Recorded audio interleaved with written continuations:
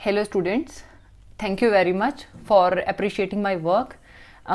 It's good to see कि आपको मेरा जो काम है वो पसंद आ रहा है. तो अगेन ये एक और क्वेरी है from one of the student. तो let's start with the statement. Statement is find the mass of calcium oxide. ठीक है, कैल्शियम ऑक्साइड का आपने मास फाइंड आउट करना है. Produced when 5.6 litre of NO2 nitrogen dioxide is produced.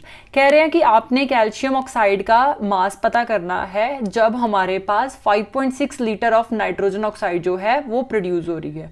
मतलब इसमें हो क्या रहा है कि आपके पास कैल्शियम नाइट्रेट जो है वो है. ठीक है, आपने क्या किया, इसको हीट कर दिया. तो ये किस में डिसोसिएट हो गया, कैल्शियम ऑक्साइड में, प्लस नाइट्रोजन डाइऑक्साइड जो है वो डिसोसिएट कर गई, साथ के साथ ऑक्सीजन जो है वो आ गई. तो अभी ये इक्वेशन जो है, जो स्टूडेंट ने मुझे इक्वेशन सेंड किया है, this is not balanced equation. तो फर्स्ट ऑफ ऑल हम इस इक्वेशन को बैलेंस करेंगे. ठीक है, मैंने ऑलरेडी अपनी कॉपी पे करके रखी हुई है, सो आप भी एक बार इसको बैलेंस कर लेना. एंड बैलेंसिंग के बाद जो मेरे पास मतलब एग्जैक्ट इक्वेशन आ रही है, that is 2CaNO3 twice give rise to 2 calcium oxide plus 4 moles of nitrogen dioxide plus oxygen. ठीक है, कि हमारे पास जब 2 मोल्स ऑफ कैल्शियम नाइट्रेट जो है वो डिकम्पोज किए तो उन्होंने 2 मोल्स ऑफ कैल्शियम ऑक्साइड बना दिया, साथ में 4 मोल्स ऑफ नाइट्रोजन डाइऑक्साइड बना दिया और ऑक्सीजन प्रोड्यूस कर दी. ठीक है, तो हम पहले इन टर्म्स ऑफ मोल बात कर लेते हैं. तो ये कितने मोल्स आ रहे हैं, 2 मोल्स आ रहे हैं. ठीक है, और ये कितने मोल्स हैं, ये भी हमारे पास 2 मोल्स हैं. और ये नाइट्रोजन डाइऑक्साइड 4 मोल्स आ रहे हैं.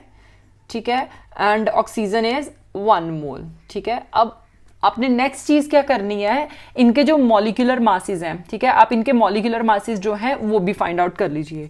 तो मोल मास या आप मोलर मास भी कह सकते हैं. ठीक है, molar mass of calcium nitrate. ठीक है, मैं यहाँ पे 2 मोल्स के विद रिस्पेक्ट ले रही हूँ. तो molar mass of calcium nitrate क्या आ जाएगा, CaNO3 ट्वाइस इक्वल टू 2. ठीक है, मेरे पास कैल्शियम है, कैल्शियम का कितना होता है, 20 एटॉमिक नंबर होता है एंड 40 एटॉमिक मास. ठीक है, एटॉमिक मास आ गया. फिर आपने क्या करना है, आपने इसका करना है. नाइट्रोजन का कितना आ जाएगा हमारे पास, नाइट्रोजन का 14 आता है, प्लस ऑक्सीजन का 16 आता है. ठीक है, into 3 atoms of oxygen present है, सो इंटू 3 हो जाएगा. ठीक है, एंड 2 मोल्स ऑफ नाइट्रेट जो है वो प्रेजेंट है. तो आप क्या करोगे, इसको इंटू 2 कर दोगे. ठीक है, ये आपके पास कंप्लीट इक्वेशन आ गई. तो जब मैंने ये सारी की सारी इक्वेशन सॉल्व करके देखी तो मेरे पास जो molar mass of calcium nitrate, 2 moles of calcium nitrate का जो मोलर मास है वो मेरे पास कितना आ रहा है, 328 ग्राम पर मोल. ओके, तो यहाँ पे हम मोलर मास भी मेंशन कर देते हैं. तो इसका कितना आ गया, 328 ग्राम पर मोल आ गया. राइट, अब हमने molar mass of calcium oxide find out करना है. तो molar mass of calcium oxide क्या हो जाएगा, मोलर मास ऑफ 2 मोल्स ही हैं. ठीक है, तो आप 2 मोल्स के हिसाब से करोगे, 2 मोल्स ऑफ कैल्शियम ऑक्साइड. ठीक है, आप क्या करोगे, इसको पहले कैल्शियम का जो है 1 मोल का निकालोगे. कैल्शियम का कितना होता है, 40, प्लस ऑक्सीजन का कितना आ गया, 16 आ गया. ठीक है, तो ये टोटल कितना बन गया, 56 बन गया. ठीक है, 56 इंटू 2 कितना हो जाता है, दैट इज 1, 1 एंड 2, मतलब कि 112 ग्राम पर मोल आ गया आपके पास कैल्शियम ऑक्साइड का. तो आप यहाँ पे लिख लीजिए 112 ग्राम पर मोल आ गया. ठीक है, अब नेक्स्ट क्या है, नेक्स्ट हमने करना है नाइट्रोजन डाइऑक्साइड का. तो molar mass of nitrogen dioxide,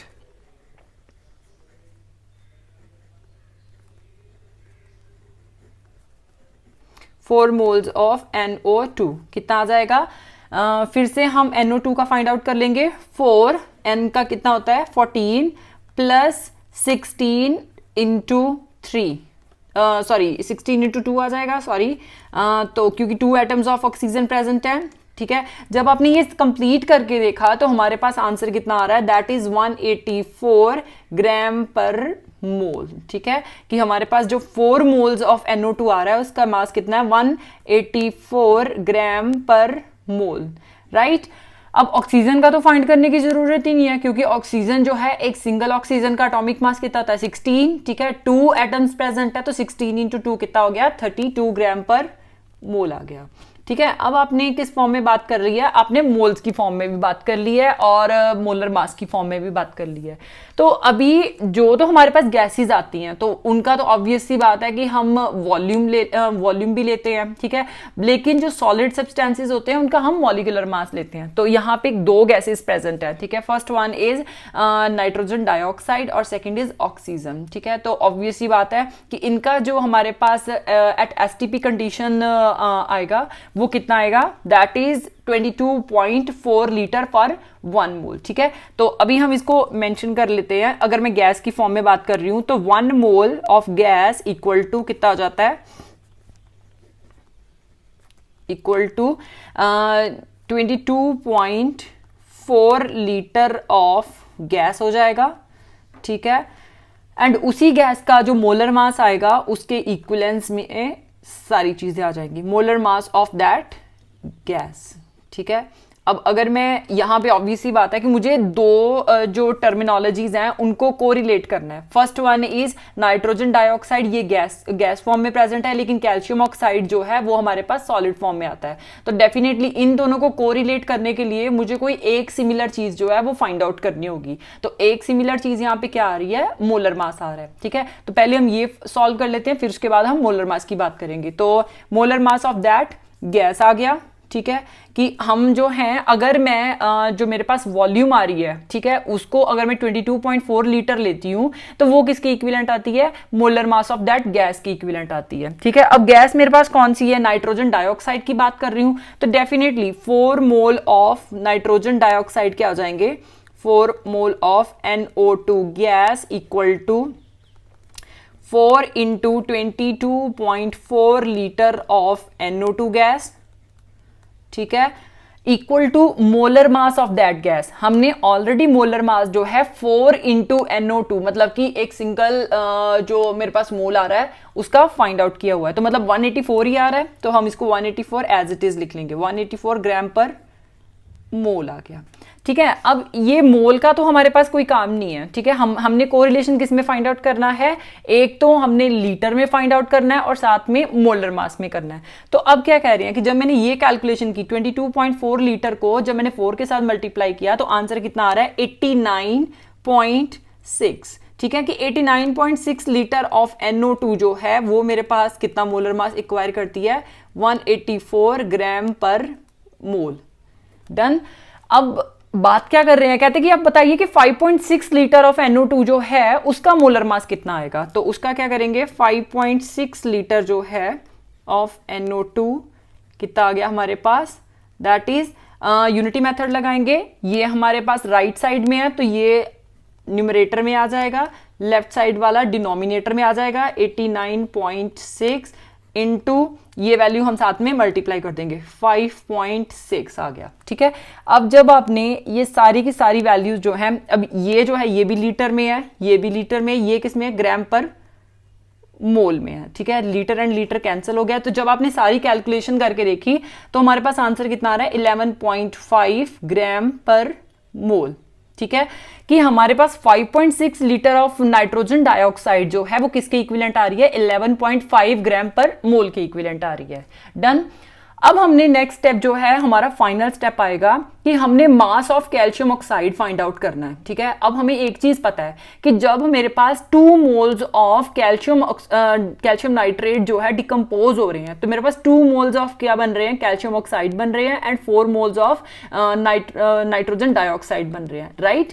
तो अब अगर मैं इन दोनों के मोलर मासेस को इक्विवेलेंट करना चाहूं तो मैं ये कह सकती हूँ कि 184 ग्राम पर मोल जो नाइट्रोजन डाइऑक्साइड जब बन रही है तो मेरे पास 112 ग्राम पर मोल जो है कैल्शियम ऑक्साइड बन रहा है।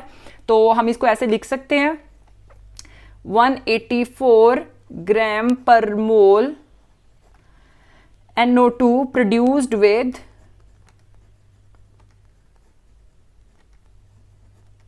with calcium oxide equal to कितना आ गया, 112 ग्राम पर मोल, कि जब हमारे पास 184 ग्राम पर मोल नाइट्रोजन डाइऑक्साइड बन रही है तो साथ में ही 112 ग्राम पर मोल जो है कैल्शियम ऑक्साइड बन रहा है। ठीक है, अब 11.5 मतलब कि जब 5.6 लीटर ऑफ नाइट्रोजन डाइऑक्साइड बनेगी तो बताओ कि हमारे पास कितना कैल्शियम ऑक्साइड बनेगा। तो हम क्या कहेंगे, हमने मोलर मास की फॉर्म में बात कर रहे हैं, तो 11.5 ग्राम पर मोल जब हमारे पास नाइट्रोजन ऑक्साइड बनेगी तो डेफिनेटली प्रोड्यूस्ड